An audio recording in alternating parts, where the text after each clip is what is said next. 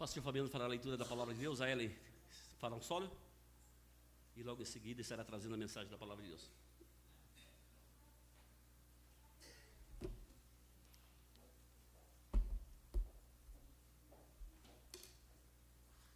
Você quer fazer primeiro?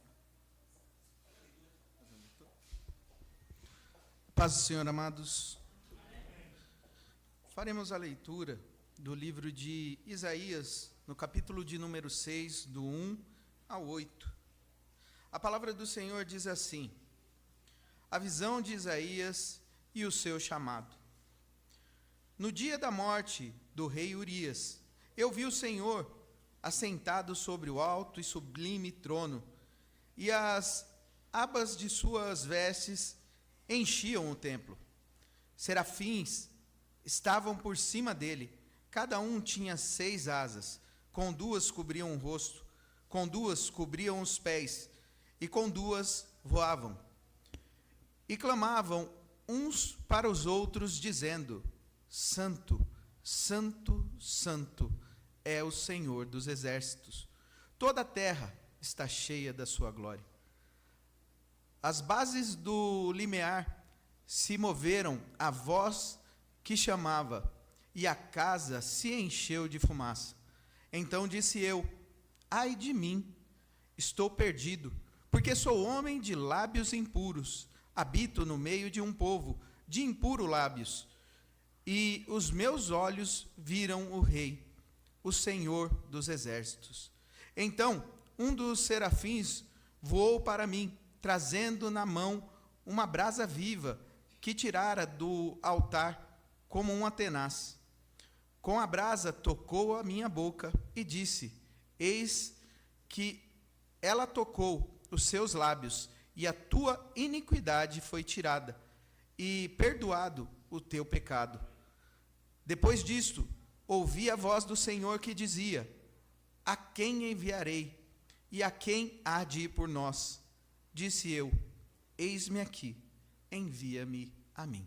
Palavras do Senhor.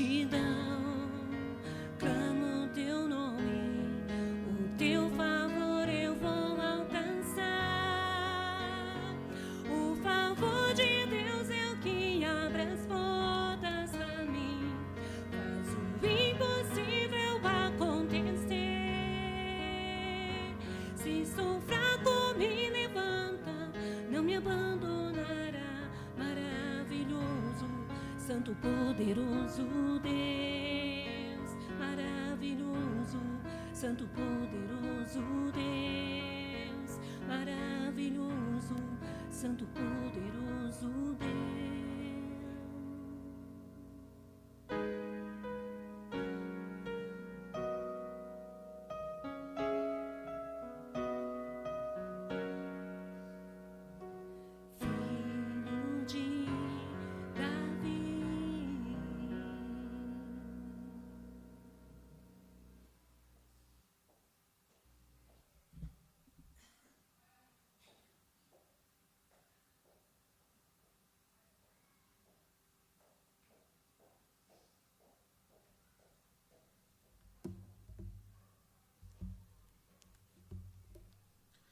Cumprimento os amados na graça e na paz do Senhor, amém?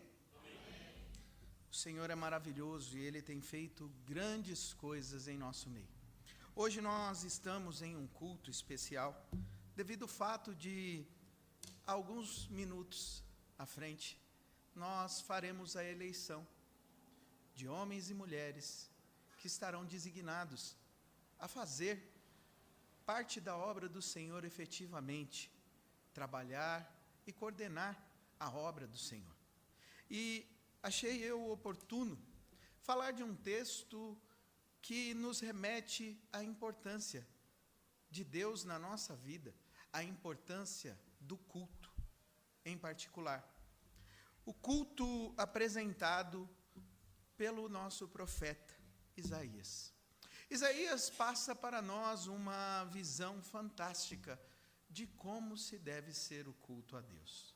Como deve se ser tratado o formato de culto que nós prestamos a Deus. Nós vemos aqui a história do chamamento do Senhor a esse homem, Isaías. E a forma em que o Senhor trata a vida desse homem é fantástica. Porque esse homem, ele havia sido um homem escolhido por Deus. E ele vinha de uma linhagem real. Ele tinha entre a sua família um rei. E ele tinha a postura e falava a todos, devido ao fato de ter alguém na sua retaguarda. Mas no momento em que o Senhor se apresenta verdadeiramente a ele, tudo isso cai por terra. Esse homem se constrange. E esse texto mostra a implicação disso acontecendo na essência. Como Deus constrange a vida do ser humano quando ele se apresenta. Faremos novamente a leitura do texto. No ano da morte do rei Uzias, eu vi o Senhor assentado sobre um alto e sublime trono, e as abas de suas vestes enchiam o templo. Serafins estavam por cima dele. Cada um tinha 6 asas, com 2 cobriam o rosto, com 2 cobriam os pés e com 2 voavam. E clamavam uns para os outros, dizendo: Santo, Santo, Santo é o Senhor dos exércitos. Toda a terra está cheia da sua glória. As bases do limiar se moveram à voz do que clamava, e a casa se encheu de fumaça. Então disse eu: ai de mim, estou perdido, porque sou homem de lábios impuros, habito no meio de um povo de lábios impuros, e os meus olhos viram o Rei, o Senhor dos exércitos. Então um dos serafins voou para mim, trazendo na mão uma brasa viva, que tirara do altar como uma tenaz. Com a brasa tocou a minha boca e disse: eis que ela tocou os teus lábios, e a tua iniquidade foi tirada, e perdoado o teu pecado. Depois disso, ouvi a voz do Senhor que dizia: a quem enviarei? E quem há de ir por nós? Disse eu: eis-me aqui, envia-me a mim. A visão que nós encontramos nesse texto é uma visão maravilhosa, de um homem que reconhece a grandeza de Deus. Do verso 1 ao verso 4, nós encontramos Isaías. Isaías está em um momento de contemplar a grandeza e o poderio do Senhor. Ele vê o próprio Deus. Ele olha e fica maravilhado com a grandeza desse Deus. Só que isso não só o espanta, isso o constrange. Porque ele olha todo o cenário. Um homem de lábios impuros, pecador, está diante do Senhor, enquanto os seres celestiais que ali estão encobrem o seu rosto, os seus pés, e voando, clamam uns para os outros: Santo, Santo, Santo é o Senhor. Essa é a primeira aplicação que nós podemos tirar desse texto para as nossas vidas. Qual o motivo que te traz ao culto ao Senhor? O fato de estarmos aqui nesta noite não é porque estamos cumprindo mais um rito. Mais um domingo estamos na igreja, fazendo como de costume, habitualmente. Vamos ao culto para ouvir o Senhor falar. Na verdade, esse texto nos mostra exatamente qual é a noção de uma pessoa que entende o Deus que serve, o que vai encontrar no culto. A ideia de sairmos da nossa casa e irmos à igreja, ela tem que ser movida por um motor que nos move adiante. E qual é esse motor? É aquele que nos dá esperança. Nós viemos à igreja porque nós queremos sentir a glória de Deus neste lugar. E isso acontece desde o início do culto. As primeiras palavras, a chamada adoração, os louvores, as orações, nos apresentam a glória desse Deus enchendo este lugar. A glória desse Deus tomando todo este lugar. E olha agora que coisa fantástica. Seres celestiais, ao olharem a grandeza de Deus, eles se dobram, eles se prostram, eles colocam as asas sobre si de vergonha, por saber que estão diante de um Deus que é puro, que é santo, santo, santo. E muitas vezes, irmãos, nós viemos à igreja de qualquer forma. Nós fazemos oração de qualquer forma. Nós começamos um culto, muitas vezes, sem orar como liderança, de qualquer forma. E isso nos deveria constranger. Isso nos deveria mover a um lugar de inquietude. Porque nós não estamos aqui só para rituais. Nós fazemos aqui um rito celebrativo. Há uma liturgia que tem todo um rito cronológico em meio ao culto, que nós fazemos ele por um sentido lógico, para que nós possamos também fazer esse culto ser um culto racional. Contudo, não é por isso que nós devemos perder essa ideia de quem nós estamos adorando. O Senhor é digno das nossas vidas, e Ele não merece o nosso resto, Ele merece o melhor. O melhor que nós temos a entregar ao nosso Deus é tudo o que temos. E o que temos? Não temos nada. É um privilégio para mim e para você, homens e mulheres de lábios impuros, que com a mesma boca que abençoa, maldiz, que com a mesma mão que levanta para orar e abençoar a vida, levanta a mão para jogar uma pedra sobre outro irmão. Nós somos indignos de estar na presença desse Deus, mas pela sua graça, pelo seu amor, revelado na cruz do Calvário, no madeiro, Ele mostrou o quanto Ele nos amou, e o quanto Ele nos ama. E entrar na presença do Senhor, sabendo que somos pecadores, e que o seu Filho, na cruz do Calvário, verteu seu sangue, por mim e por você, pecadores, que não merecíamos. Isso deveria nos constranger. Deveríamos todos, com a boca no chão, a boca no pó, como a palavra diz, rasgar as vestes de vergonha. Porque muitas vezes nós estamos na igreja, e nós queremos o benefício que isso pode trazer, supostamente, um status. Algumas pessoas tratam a igreja como empresa, e querem estar em cargos de destaque, porque se eu não tiver um cargo, eu não faço. Porque se não for para eu estar lá na frente, eu nem vou. O chamado de Isaías constrange a todos nós.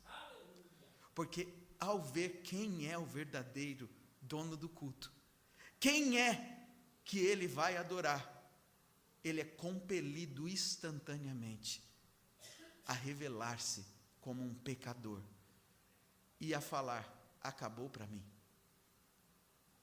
Agora acabou, porque eu sou um pecador. Se os anjos se cobrem de vergonha, como eu poderia cobrir os meus pecados? Ele se constrange de uma forma tão grandiosa, por entender quem é que ele vai adorar. Quem é aquele ser celestial que é digno de toda a honra, toda a glória e todo o louvor?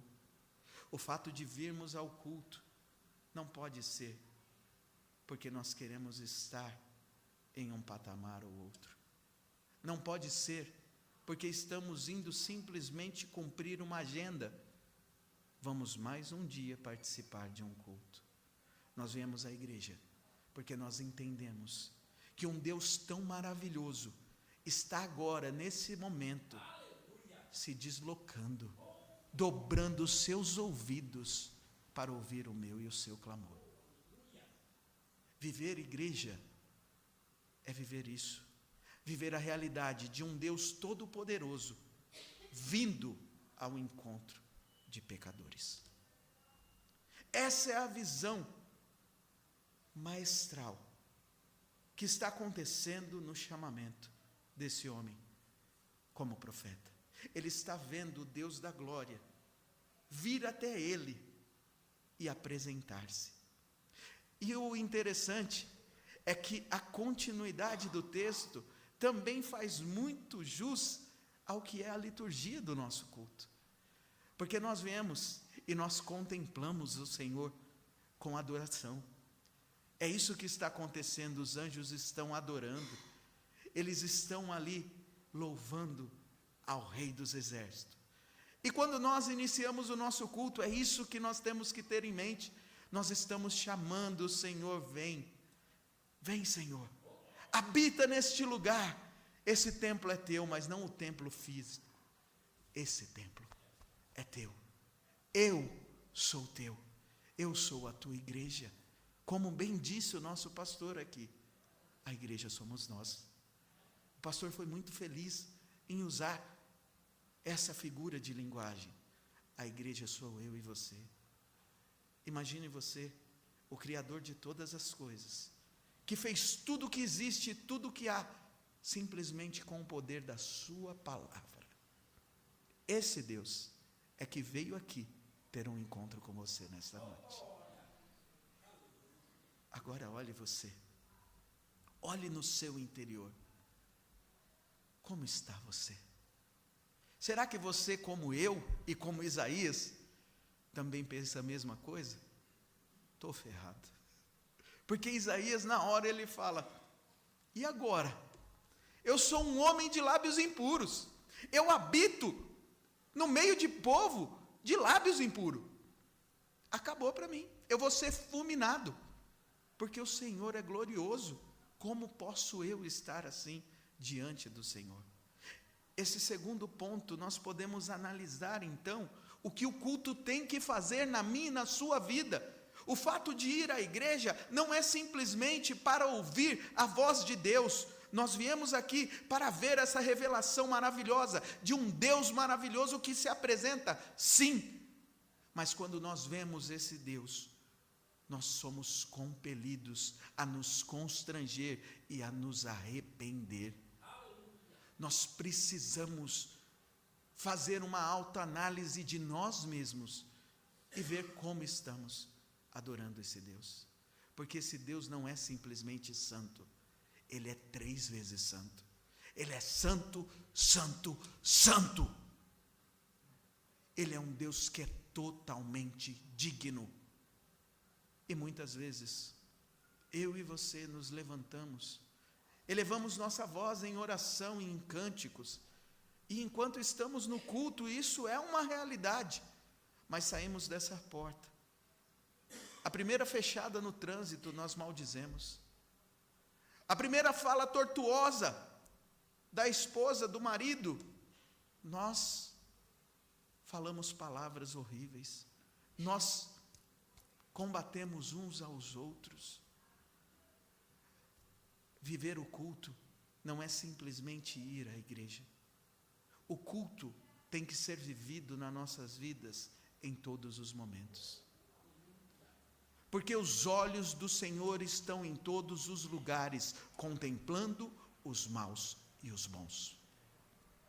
O salmista vai dizer que se ele fosse ao mais profundo do abismo, ali o Senhor estaria. Se ele subisse até o mais altos céus, ali ele estaria também. Não fugimos, não nos ocultamos da face do Senhor. Ele está a contemplar o nosso coração. E não adianta nós vivermos um culto verdadeiro, mas só dentro da igreja. A nossa vida é um culto, porque o significado dessa palavra culto é serviço. E é serviço a esse Deus da glória, a esse Deus todo-poderoso. A nossa vida tem que ser um serviço a esse Deus todo-poderoso. E como nós fazemos esse serviço com excelência? Quando nós nos arrependemos daquilo que somos. Porque apesar de mim, o Senhor se revela. Porque apesar de eu, Fabiano, ser quem sou, o Senhor se apresenta a outros através da minha vida. Nós temos que ser esse serviço cultico ao Senhor em todos os instantes da nossa vida. E para isso, precisamos passar pelo crivo do arrependimento. Sem arrepender-nos de quem somos. Sem olharmos para nós mesmos. Sem um pingo de constrangimento. E continuar vivendo uma vida. Simplesmente, está tudo bem. Nós vivemos uma mentira. E nós não adoramos um Deus de mentira. Ele é a única verdade. O único caminho. Ele é a vida. É esse Deus que nós adoramos. Então nós vemos aqui Isaías nos mostrando o que o culto tem que fazer comigo e com você. Ele tem que nos constranger a ponto de nos arrepender. Só que o maravilhoso é que ele nos apresenta também a ação desse Deus após esse momento de arrependimento. O Senhor, a palavra diz que o anjo pega uma brasa viva do altar, vai até ele e passa sobre a sua boca. E diz: a brasa te tocou. E por isso, todos os seus pecados estão perdoados. O culto segue essa sequência. Nós temos oração por arrependimento de pecado. E após esse momento, nós também temos a adoração e a confissão que nós cremos que os pecados foram perdoados. Porque esse Deus nos perdoa. Nós servimos um Deus que não é somente um Deus de amor, é um Deus perdoador. Que por mais que você peque, Ele te ama. O Senhor não quer perder a nenhum de nós. Mas Ele espera o arrependimento de cada um de nós para trabalhar mais profundamente em nossas vidas. E já caminhando para o fim, nós vemos então, no verso de número 8, depois disso, ouvi a voz do Senhor que dizia: a quem enviarei e a quem há de ir por nós? Disse eu: eis-me aqui, Senhor. Amados, esse texto é fantástico, porque esse texto ele mostra exatamente os passos do que acontece na vida de alguém que vai para a presença do Senhor no intuito de louvá-lo. A primeira atitude de uma pessoa que vai à igreja tem que ser essa: eu vou porque eu adorarei ao Rei da Glória. Eu terei um encontro hoje com o meu Deus. Essa roupa que eu estou vestindo, esse cabelo que eu estou fazendo, é para o Senhor meu Deus, não é para agradar a pessoa que sentará do meu lado, não é para que a pessoa que está aqui sinta o meu perfume, é porque eu estou honrando a esse Deus poderoso, que é digno da minha vida. Eu terei um encontro com o Rei da Glória. A primeira ideia que nós temos que ter ao ir à igreja é que nós estamos indo ter um encontro com o Rei da Glória. Só que nós temos que ter a verdade em nosso coração, que somos pecadores. E o Senhor não quer que nós sejamos o que somos. Ele quer transformar as nossas vidas. Até que seja dia perfeito, nós lutaremos, porque a palavra diz que o espírito está pronto, mas a carne é fraca. O apóstolo Paulo vai dizer que o espírito milita contra a carne. E essa dualidade acontece perenemente na minha e na sua vida. Nós lutamos dia após dia, mas que nós possamos falar como Paulo: combati um bom combate e fui até o fim, cumpri minha carreira, guardei a minha fé. A chamada do Senhor para mim e para você é que nós venhamos ao encontro dele, mas não com o coração duro, e sim com o coração contrito. Porque o que o Senhor quer do homem é um coração contrito. Você pode ter a melhor voz, você pode ter a melhor prédica, você pode ter a melhor postura e entonação ao verbalizar a palavra do Senhor, mas se isso não for uma verdade na sua vida, você não tem nada, porque a verdade não habita em você. Então nós precisamos nos arrepender do que somos, para que Ele se revele através de nós, por nós e em nós. E quando isso acontece, algo no nosso interior também acontece. A nossa vida é transformada de tal modo que nós entendemos por que o Senhor nos alcançou. É porque o Senhor não queria ganhar somente a mim e a você. O Senhor tem um plano através da minha e da sua vida. O motivo de você estar aqui hoje ouvindo essas palavras é porque o Senhor também tem um chamado para você. E Ele está perguntando a você neste momento: a quem eu enviarei? Nós passaremos por eleição daqui a alguns instantes. E eu te pergunto: como você está para aceitar o voto da congregação? Como está a sua vida com Deus verdadeiramente? Se for para ter um status, agora eu sou diácono, diaconisa, agora eu sou presbítero, presbítera. Não faça isso, irmãos. Não se coloque nesse patamar, porque quanto menor você for, maior o Senhor te colocará. A única coisa que você precisa ser é servo do Deus Altíssimo. Porque quando Ele falar isso no seu coração, a quem eu enviarei, assim como Isaías, você também vai falar: eis-me aqui, Senhor, envia-me a mim. Do que vale os seus tesouros? Do que vale a sua moradia? Do que vale ajuntar todo o ouro, toda a prata e sentir um vazio dentro da sua própria casa? Não vale nada. Faça isso por amor, com temor, e aceite a chamada do Senhor para você. Ele quer te usar. E o culto, quando acaba aqui, ele continua lá fora. E o Senhor quer usar você.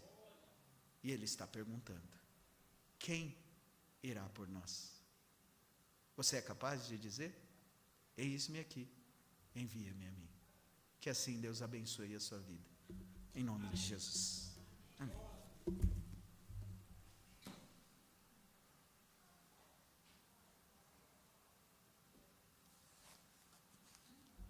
Coloquemos de pé, irmãos.